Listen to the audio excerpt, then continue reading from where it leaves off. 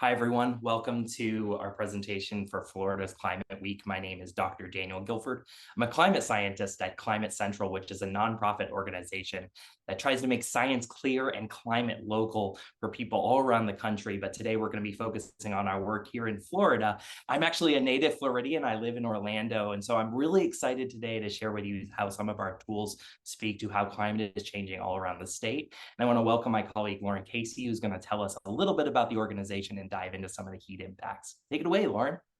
Thanks so much, Daniel. I'm Lauren Casey. I'm a meteorologist with Climate Central, and I talk mostly about the connections between climate change and extreme weather. Before moving to Climate Central, I was a broadcast meteorologist for a very long time. And in fact, I have some experience with Florida weather as I worked in the Fort Myers, Naples market for a period of years. So yes, I moved to Climate Central about a year and a half ago, and now talking more about climate change and extreme weather than just our daily weather, because Climate Central, we're a nonprofit organization. It's composed of scientists like Daniel and myself and communicators who research and report the facts about our changing climate and, most importantly, how it affects people's lives. Now, we collaborate with many partners, thousands of broadcast meteorologists, journalists, and other trusted messengers to educate diverse audiences all across the United States. And we have a number of different programs, from Climate Matters, real-time fingerprints in the Climate Shift Index, and sea level rise, which we'll get into as we go throughout our presentation today. So we're focusing in on Florida and its changing climate, and three main elements we're going to be discussing is heat, rainfall, and sea levels, and the changes within all of those because of climate change. And first up, I'm going to be discussing extreme heat. Now, heat is just so dangerous. Heat is a leading cause of weather-related fatalities across the country every year because it has such profound impacts on our physical health. It can make our heart pump faster, our kidneys work harder, and make us sweat less efficiently, which prevents us from cooling down or cooling our bodies down. Not only the impacts of physical health, but extreme heat can impact our mental health as well and our quality of life. According to the CDC, in 2021, the most recent data, heat-related emergency room visits in Florida were over 4,200 for that year, the most of any state, and nearly 1,000 hospitalizations of Floridians. Now, there are populations that are more vulnerable to extreme heat and heat-related illnesses, and a large portion of those make up the Florida populace, including children, adults over 65, outdoor workers, people with limited English proficiency, and those taking heat-sensitive medications, including heart medications. Now, because of climate change, there is a direct correlation between our warming climate and what we see on the ground in our neighborhoods every day, increasing frequencies of extremely hot days. And you can see some of the data for Florida locations. In Tallahassee, your days above 95 degrees have increased 29 days on average each year from 1970 until 2022. And extremely hot days do increase that risk of heat-related illnesses and hospitalizations, as do those days with high heat and high humidity. And we know that in Florida, you can see more high heat index days when you're taking the heat, the temperature of the day, and combining that with the humidity value and how that feels to your skin, to your body. And in West Palm Beach, days with a heat index of 90 or above, which is the threshold when we really start to see those heat illnesses occurring, 27 more days on average annually than in 1979. Now, Florida, of course, is known for hot and humid summers, but this one, 2023, was next level. In fact, many locations across Florida had the #1 hottest summer on record, and in many cases, heat records date back to the late 1800s. Some of those locations include Miami, Key West, Tampa, Naples, Orlando, and Pensacola.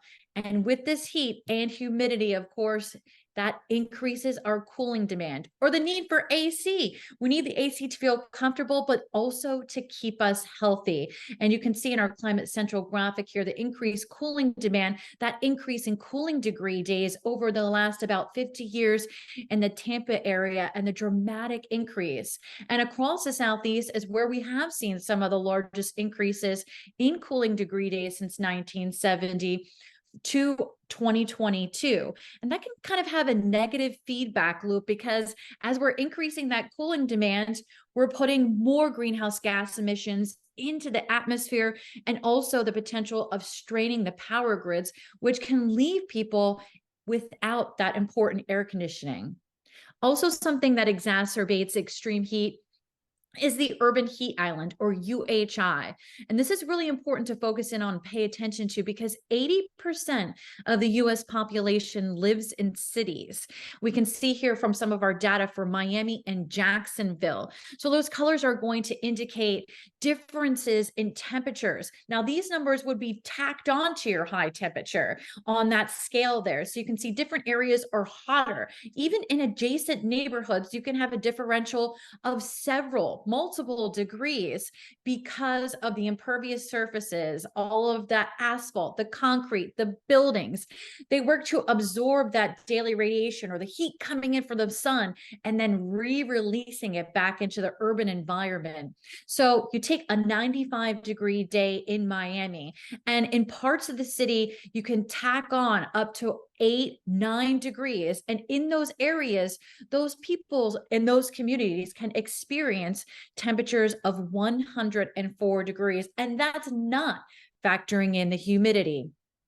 Of course, in another area we have to be concerned with extreme heat is overnight lows. We're seeing warmer summer nights, average low temperature increases of nearly 6 degrees in Panama City, for example.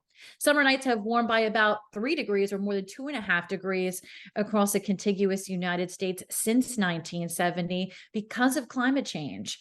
And those hot nighttime temperatures can also prolong that window, or open the window for heat stress and heat-related illnesses to develop during the most hot time of year. So it's really important that we have the ability to connect some of these extreme events, extreme heat, and climate change. And that's something that we call attribution science. It's a rapidly evolving science, making those connections, or connecting the dots between extreme weather and climate change for a range of events. You can see some of the headlines here. One, which may hit close to home, the Washington Post, in an attribution study that came out, they describe how the study finds that climate change added 10% to Ian's rainfall. So attribution science, it can't answer the cause question. Did climate change cause Hurricane Ian? No, weather happens, hurricanes form, but climate change can impact the likelihood and intensity of these storms by the added heat, moisture, and energy that climate change puts into our atmosphere. So Climate Central developed a tool. Now, not only with extreme events can we see the influence of climate change, but we can actually see it on our daily temperatures every day, low temperatures, high temperatures, and our average temperatures. So this interactive global tool, which you can go to our website and check out each and every day what your CSI value is. And it shows that influence of climate change in our daily temperatures. And you can see the scale ranges from -5, meaning climate change made those numbers less likely. So that would pertain mostly to if you're experiencing a typically cool day in the summertime. Those are becoming more rare. But what we're seeing more of course, is the positive side of the scale, and temperatures becoming more likely, those extremely hot temperatures becoming more likely and more frequent as influenced by climate change, or would not have occurred in an atmosphere absent climate change.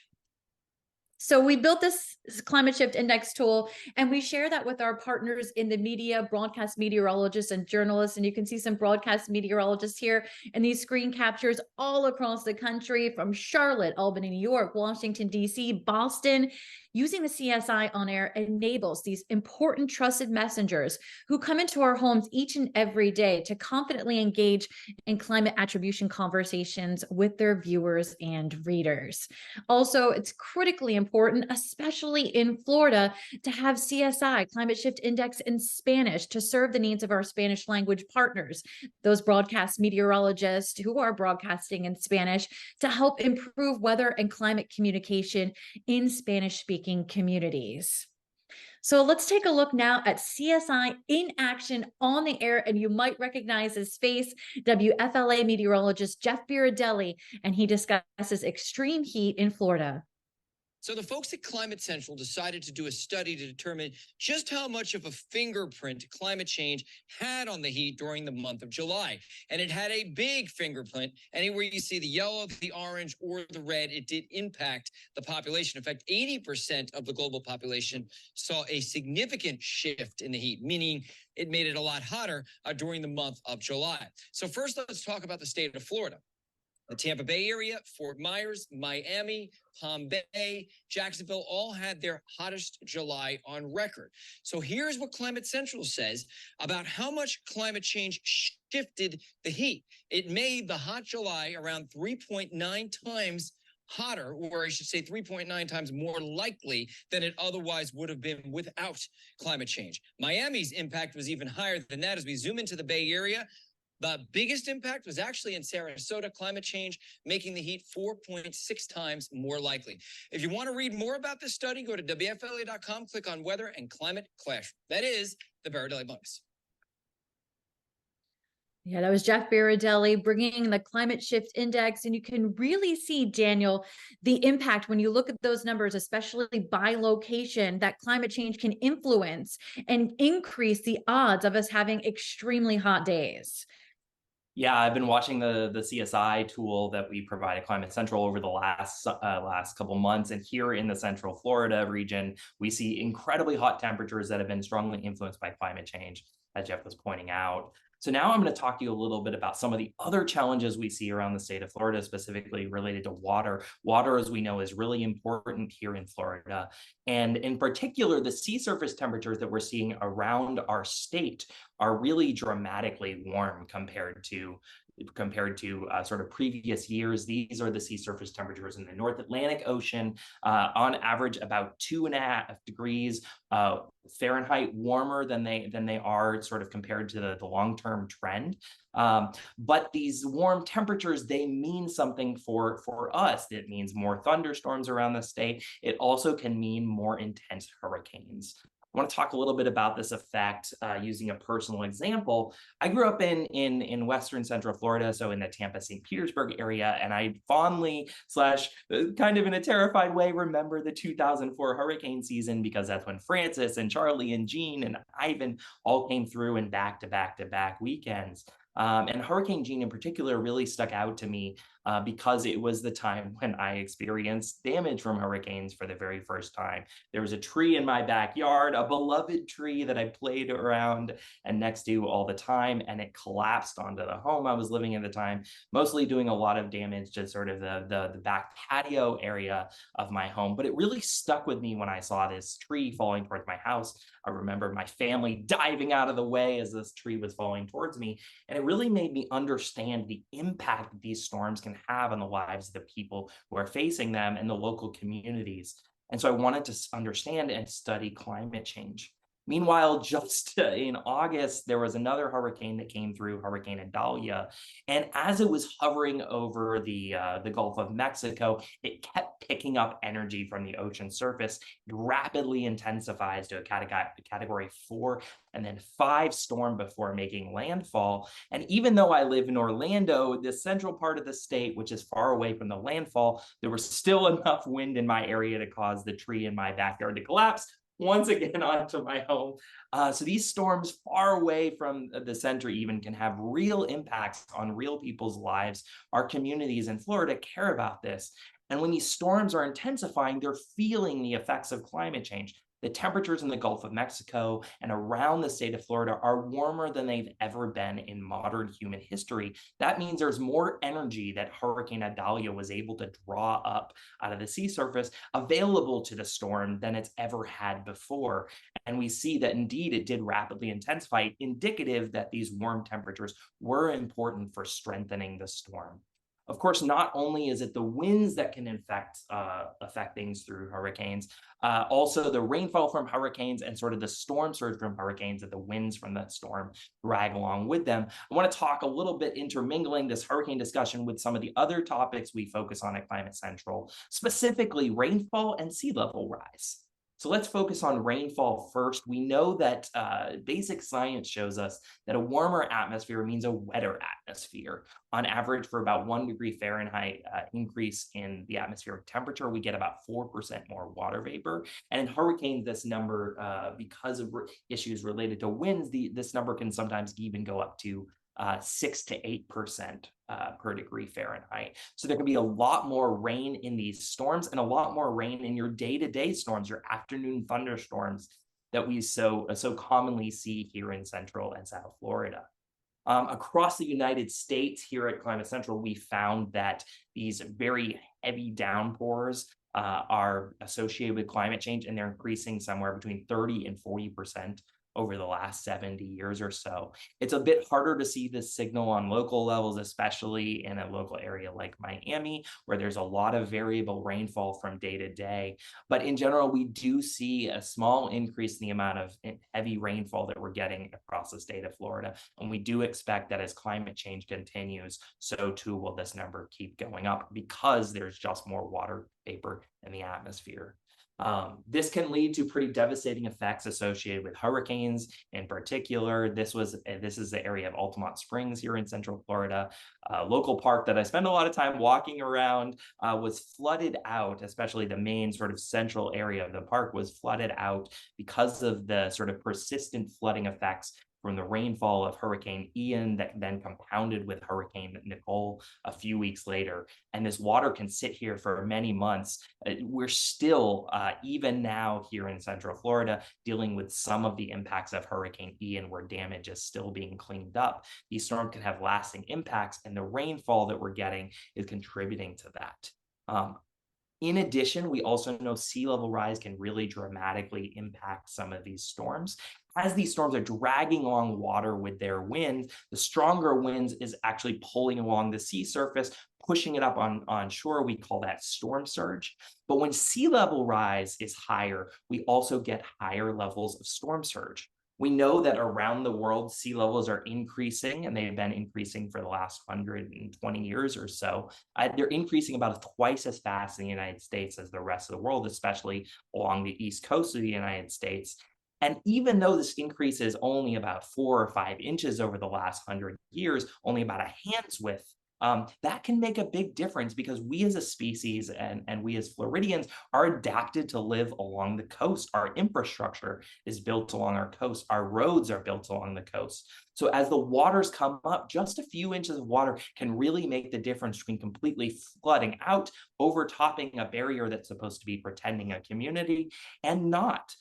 So this extra water does make a difference. And we see that this can happen, this can lead to impacts like we see in Miami, where there is sunny day flooding happening on a semi-frequent basis there because of this increased water levels that they're seeing in the Miami region, as water comes from increasing ice melt around the polar caps of our planet and expansion of the waters as they continue to warm. We would expect this effect to continue going forward, especially for the next 30 or 40 years, as we continue to try to draw down our carbon pollution as a species. I want to show you some of the impacts that we get during these hurricanes that are sort of dragging along that extra sea level rise.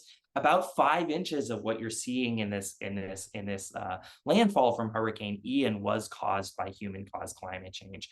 And of course, these storms can be incredibly dramatic and impactful for the communities like we see here in Fort Myers. The damage associated with these storms can be devastating. It can take communities years to recover if they do at all, and it can change the places that people live in the long term. So understanding how the water around the state is changing has been a major goal for Climate Central as we've been studying this. One of the tools that we have to study this is what we call the coastal risk screening tool, where we can look at any location around the world. You can actually just type in your address and see what sea level might mean for you in the future. Here I've got it in a mode where I am comparing two scenarios. One is a scenario where we think about a future where we have reduced our carbon pollution quite dramatically. We've sort of put the brakes on carbon emissions. And the other, the sort of red coloring around West Palm Beach here is a future where we do not reduce our carbon emissions very dramatically. We can look at West Palm Beach in more detail and sort of go to a Google sort of street map or in a mapping sort of view. We see that on the left-hand side is imagining the downtown area of West Palm Beach. With this sharply cut carbon pollution. On the right-hand side is if we keep going along, continuing our status quo. So we kind of have a decision here. Are we going to end up on the left-hand side where there's a lot less water in our communities because we've cut our carbon emissions? Or are we going to end up on the right-hand side where there's a lot more water in our communities if we keep going down this path with a lot more global warming?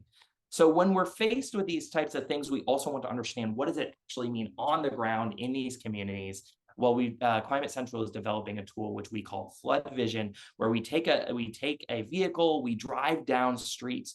We are looking at how do the sea levels along the street, how might they change as the sea levels come up in the future, and what does that mean for these individual structures and communities? So Flood Vision is actually giving you a Google street level view of what sea level rise might look like in these communities. And when I got the opportunity to drive with the Flood Vision rover last year, we actually drove down an area of New Jersey where there was a road that had already been washing out because the sea levels along the coast have been coming up. So we're already seeing the impact we're trying to study in communities such as New Jersey and indeed around the state of Florida, as I showed with Miami earlier.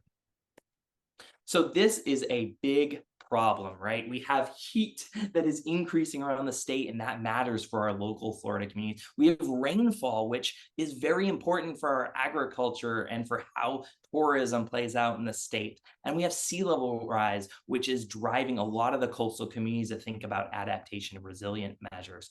How do we address climate change holistically? What are some of the things that we can do? What are some of the solutions we can put together to resolve climate changes, to address climate change's impacts? So I think one of the challenges that we have when we face this is especially like, what can I do? Lauren, what can I do to address human-caused climate change? Because it seems like it's a really important problem. It's definitely affecting Florida communities, as we've shown with some of our tools. So are there any recommendations that we would have for people who are asking that question? What can I do about climate change?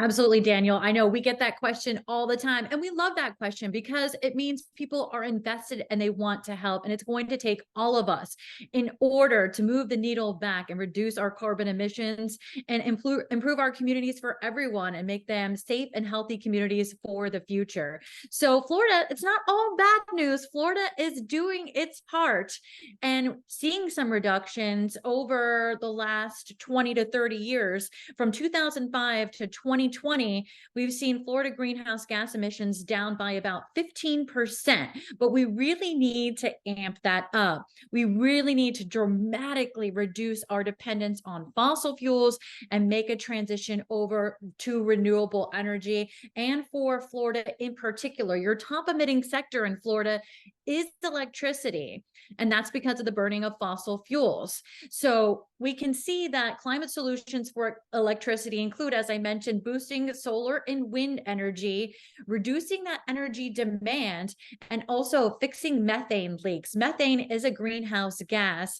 It's much more potent. It has a shorter lifetime in the atmosphere than carbon, but is much more potent. But wind and solar energy has come down dramatically in price. And also there's many things that are being done now on the local level as far as solar panels. You can get a solar canopy installed in your house. Some more climate change solutions include, the expansion of urban green space. So adding in trees, bushes, vegetation, increasing that tree canopy, the addition of green roofs, which also actually prolongs the lifetime of roofs, and a new kind of climate solution called tiny forests. It's you can take about a parcel of land in the urban environment, only about as big as a tennis court, and plant up to 600 trees. So that not only helps reduce the impact of the urban heat island, it increases biodiversity and really helps to also avoid some storm runoff because the soil and the trees absorb all of that water. Carbon storage in our oceans and soils, we need to promote that. Also replacing those impervious surfaces, the asphalt, the roads, with more absorptive surfaces, such as permeable pavement, which is a technology that absorbs that water, or just straight up transitioning over to soil, plants, and greenery. Also, we need to preserve and restore our wetlands, which also helps in the mitigation of storm surge and sea level rise, as well as it's also capable of storing carbon. And then circling back to what can I do? We can be an advocate of all of these solutions and also help build a climate-friendly home. And you can do such large-scale things as I mentioned, adding some solar panels, a solar canopy, which if you have a roof deck like I do, I live in Philadelphia, it provides you shade and also creates electricity for your home. But you can do some smaller scale things as well, such as composting, reducing your meat consumption, driving less and walking more, Daniel. So there are really a lot of things that we can do at home to help contribute to reducing our greenhouse gas emissions and stop the global warming, stay under that 1.5 degrees C temperature. Yeah, and I think one of the challenges is these all take time and effort and money, right? And I think one of the challenges that I face is, what do I do first? What do I do next? This is a major problem. Well, Catherine Hayhoe, a professor at Texas Tech University, who has been studying climate change for a long time, she has one of my favorite quotes that addresses this problem. She says, "The bottom line is this: climate change is affecting you and me right now in the places where we live, as we've shown here in Florida. We can't give in to the despair, none of us, individually or collectively. We have to go out and actively look for the hope that we need that will inspire us to act. And that hope begins with a conversation today." So I really like focusing on this and talking about how we can address climate change in particular through talking about it. Many of us are aware of climate change's impacts. We know that climate is affecting our community. There's many tools that show us this, as we've showed today. But not as many of us are sort of understanding that our neighbors also are thinking about climate change. The people in our faith-based communities and our cafes are also thinking about climate change. And the way that we can get the ball rolling on solving this problem collectively is to talk with one another about it. I think that's a really key detail that many of us are sort of not doing yet. So I really want to encourage you, talk with your friends and family and the people that you love about climate change, because that can make a real difference. Absolutely, Daniel. Talking about it gets it into the common conversation and also allows you to know how the impacts are affecting other people in your neighborhood, people who may not be as fortunate as you, people who maybe don't have air conditioning and need access to cooling centers, or people that an urban tree canopy extension could really benefit. And also talking about energy bills as well, as we see this increase in extreme heat that's putting a lot of people into energy vulnerability. So when you have these conversations with your friends, your neighbors, your family members, you really can dig into those daily impacts that climate change is having on everyone's lives. Right. Yeah. Talk about what's valuable to you. How is climate going to be affecting those things? And what can you together do about it? I think we Yeah. can share some of the tools that we've been putting together at Climate Central. I specifically want to share some resources. Can you tell us, Lauren, a little bit about some of the resources we have at Climate Central? Absolutely. ClimateCentral.org. That's where you want to go. That's where all of our work, our resources are housed, our climate tools are housed, and you can just learn so much by exploring what we have there. And we have several different programs that go on at Climate Central. Sea level rise, as Daniel was talking a little bit about. We also have partnership journalism, where we work with journalists, as I mentioned, in creating climate stories and working with local journalists, newspaper, print, digital, and getting those those stories out there that matter most to people's communities. I work largely with the Climate Matters program. We release weekly emails on different climate topics, very timely. That does include solutions and also some local resources, graphics as well, and the Climate Shift Index. But if you're interested in signing up for Climate Matters and receiving those weekly emails, scan your QR code that is up on the right side of your screen there and join our community as we all try to work together to adopt these mitigation and adaptation strategies in dealing with climate change, Daniel, and what we have to deal with today and what we will have to deal with in front of us in the future. That's right. And if you're looking for Florida resources in particular, you can actually just go to these resources and type in Florida, and it'll bring up all the tools we have available that are looking specifically at our state. Now, I want to just finish off in here and say thank you so much for your time and attention. If you have any questions about the science for climate stories and solutions here in the state of Florida, please don't hesitate to reach out to Lauren or I. Our email addresses are on the screen, and we really appreciate you spending some time with us. It's so exciting to think about how we all together can be working towards making our Florida climate a little bit safer for us. Thank you.